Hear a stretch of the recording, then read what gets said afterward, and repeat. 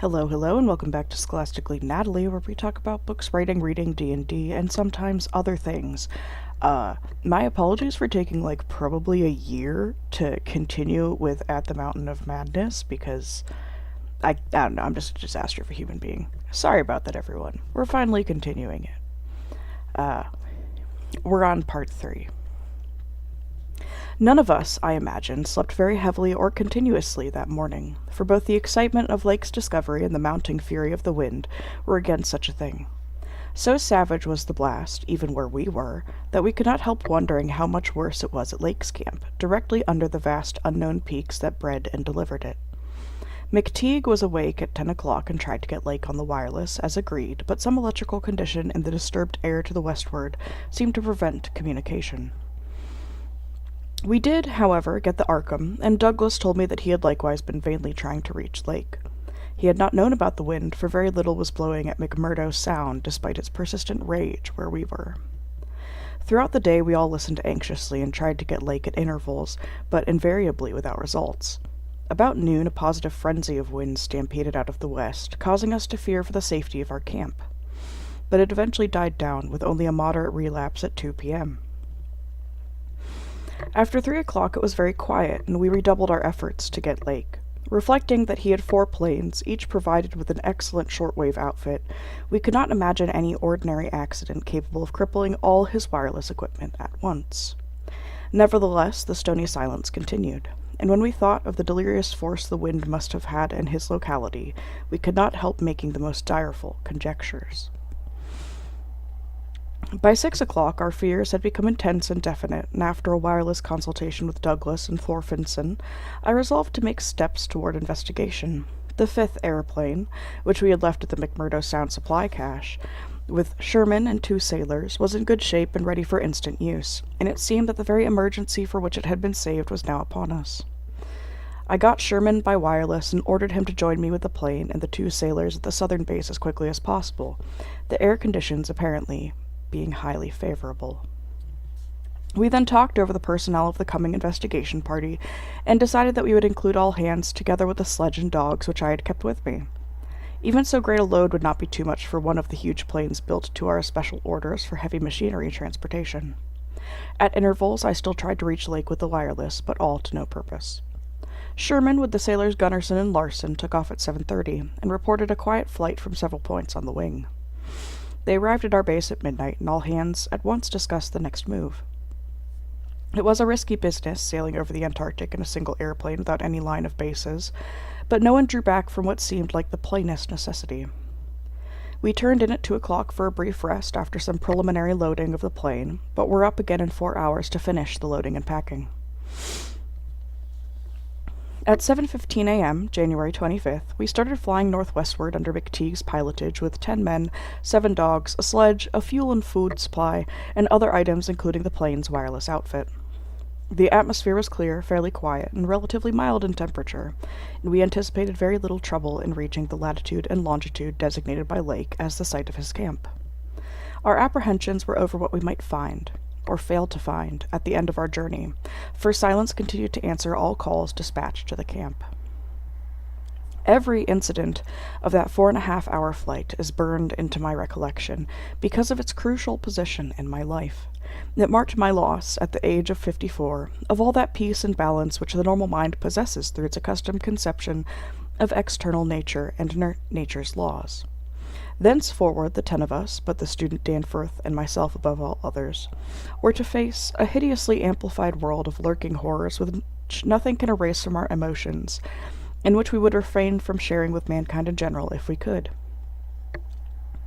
The newspapers have printed the bulletins we sent from the moving plane, telling of our non-stop course, our 2 battles with treacherous upper air gales, our glimpse of the broken surface where Lake had sunk his mid-journey shaft 3 days before, and our sight of a group of those strange, fluffy snow cylinders noted by Amundsen and Beard as rolling in the wind across the endless leagues of frozen plateau. There came a point, though, when our sensations could not be conveyed in any words the press would understand, and a later point when we had to adopt an actual rule of strict censorship. The sailor Larson was the first to spy the jagged line of witch-like cones and pinnacles ahead, and his shout sent everyone to the windows of the great cabined plane. Despite our speed, they were very slow in gaining prominence, hence we knew that they must be infinitely far off, and visible only because of their abnormal height. Little by little, however, they rose grimly into the western sky, allowing us to distinguish various bare, bleak, blackish summits, and to catch the curious sense of fantasy which they inspired as seen in the reddish Antarctic light against the provocative background of iridescent ice dust clouds. In the whole spectacle there was a persistent, pervasive hint of stupendous secrecy and potential revelation, as if these stark nightmare spires marked the pylons of a frightful gateway into a forbidden spheres of dream, and complex gulfs of remote time-space and ultra-dimensionality. I could not help feeling that they were evil things, mountains of madness whose farther slopes looked over some accursed ultimate abyss. That seething, half-luminous cloud background held ineffable suggestions of a vague, ethereal beyondness, far more than terrestrial spatial, and gave appalling reminders of the utter remoteness, separateness, desolation, and aeon-length death of this untrodden and unfathomed austral world.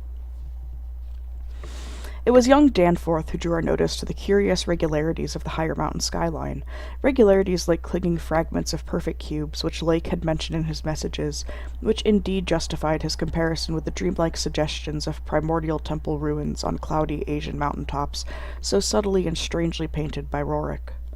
There is indeed something hauntingly Roerich-like about this whole unearthly contingent of mountainous mystery. I had felt it in October when we first caught sight of Victoria Land, and I felt it afresh now.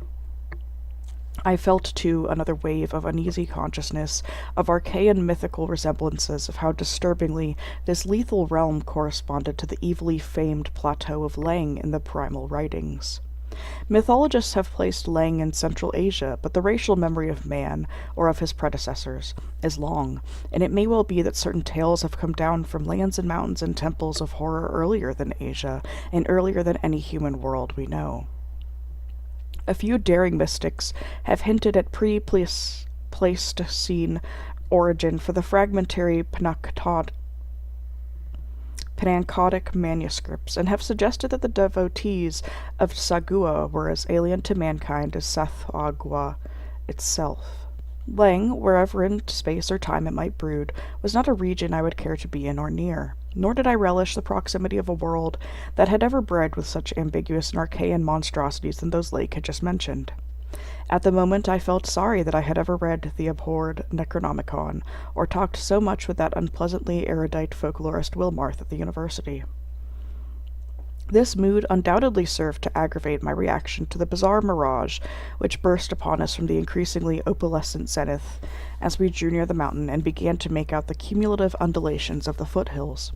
I had seen dozens of polar mirages during the preceding weeks, some of them quite as uncanny and fantastically vivid as the present sample, but this one had a wholly novel and obscure quality of menacing symbolism, and I shuddered as the seething labyrinth of fabulous walls and towers and minarets loomed out of the troubled ice vapors above our heads.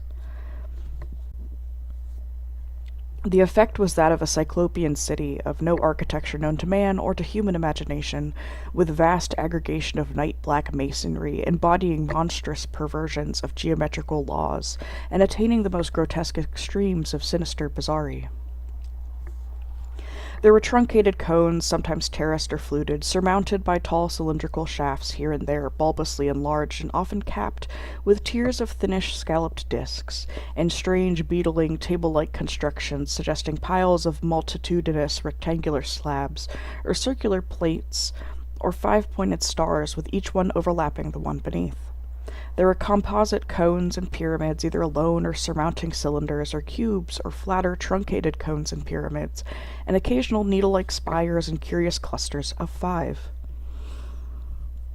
All of these febrile structures seemed knit together by tubular bridges crossing from one to the other at various dizzy heights, and the implied scale of the whole was terrifying and oppressive in its sheer giganticism. The general type of mirage was not unlike some of the wilder forms observed and drawn by the Arctic whaler Scoresby in 1820, but at this time and place, with those dark, unknown mountain peaks soaring stupendously ahead, that anomalous elder world discovery in our minds, and the pall of probable disaster enveloping the greater part of our expedition, we all seemed to find in it a taint of latent malignity and infinitely evil portent. I was glad when the mirage began to break up, though in the process the various nightmare turrets and cones assumed distorted temporary forms of even vaster hideousness. As the whole illusion dissolved to churning opalescence, we began to look earthward again, and saw that our journey's end was not far off. The unknown mountains ahead rose dizzyingly up like fearsome rampart of giants, their curious regularities showing with startling clearness even without a field glass. We were over the lowest foothills now, and could see amidst the snow, ice, and bare patches of their main plateau a couple of darkish spots which we took to be Lake's Camp and Boring. The higher foothills shot up between 5 and 6 miles away, forming a range almost distinct from the terrifying line of more than Himalayan peaks beyond them. At length Ropes, the student who had relieved McTeague at the controls, began to head downward toward the left-hand dark spot whose size marked it as the camp. As he did so, McTeague sent out the last uncensored wireless message the world was to receive from our expedition. Everyone, of course, has read the brief and unsatisfying bulletins of the rest of our Antarctic sojourn. Some hours after our landing, we sent a guarded report of the tragedy we found, and reluctantly announced the wiping out of the whole lake party by the frightful wind of the preceding day, or of the night before that. 11 known dead, young Gedney missing. People pardoned our hazy lack of details through realization of the shock the sad event must have caused us, and believed us when we explained that the mangling action of the wind had rendered all 11 bodies unsuitable for transportation outside. Indeed, I flatter myself that even in the midst of our distress, utter bewilderment, and soul-clutching horror, we scarcely went beyond the truth in any specific instance. The tremendous significance lies in what we dared not tell, what I would not tell now but for the need of warning others off from nameless terrors. It is a fact that the wind had wrought dreadful havoc. Whether all could have lived through it, even without the other thing, is gravely open to doubt. This storm, with its fury of madly driven ice particles, must have been beyond anything our expedition had encountered before. One airplane shelter, all it seems, had been left in far too flimsy and inadequate state, was nearly pulverized, and the derrick at the distant Boring was entirely shaken to pieces. The exposed metal of the grounded planes and drilling machinery was bruised into a high polish, and 2 of the small tents were flattened despite their snow banking. Wooden surfaces left out in the blast were pitted and denuded of paint, and all signs of tracks in the snow were completely obliterated. It is also true that we found none of the archaean biological objects in a condition to take outside as a whole. We did gather some minerals from a vast tumbled pile, including several of the greenish soapstone fragments whose odd 5-pointed rounding and faint patterns of grouped dots caused so many doubtful comparisons, and some fossil bones, among which were the most typical of the curiously injured specimens. None of the dogs survived, their hurriedly built snow enclosure near the camp being almost wholly destroyed. The wind may have done that, though the greater breakage on the side next to the camp, which was not the windward one, suggests an outward leap or break of the frantic beasts themselves. All 3 sledges were gone, and we have tried to explain that the wind may have blown them off into the unknown. The drill and ice-melting machinery at the Boring were too badly damaged to warrant salvage, so we used them to choke up that subtly disturbing gateway to the past which Lake had blasted. We likewise left at the camp the 2 most shaken up of the planes, since our surviving party only had 4 real pilots, Sherman, Danforth, McTeague, and Ropes, in all, with Danforth in poor nervous shape to navigate. We brought back all the books, scientific equipment, and other incidentals we could find, though much was rather unaccountably blown away. Spare tents and furs were either missing or badly out of condition. It was approximately 4 p.m., after wide plain cruising had forced us to give Gedney up for lost, that we sent our guarded message to the Arkham for relaying, and I think we did well to keep it as calm and non-committal as we succeeded in doing. The most we said about agitation concerned our dogs, whose frantic uneasiness near the biological specimens was to be expected from poor Lake's accounts. We did not mention, I think, their display of the same uneasiness when sniffing around the queer greenish soapstones and certain other objects in the disordered region. Objects including scientific instruments, airplanes, and machinery both at the camp and at the Boring, whose parts had been loosened, moved, or otherwise tampered with by winds that must have harbored singular curiosity and investigativeness.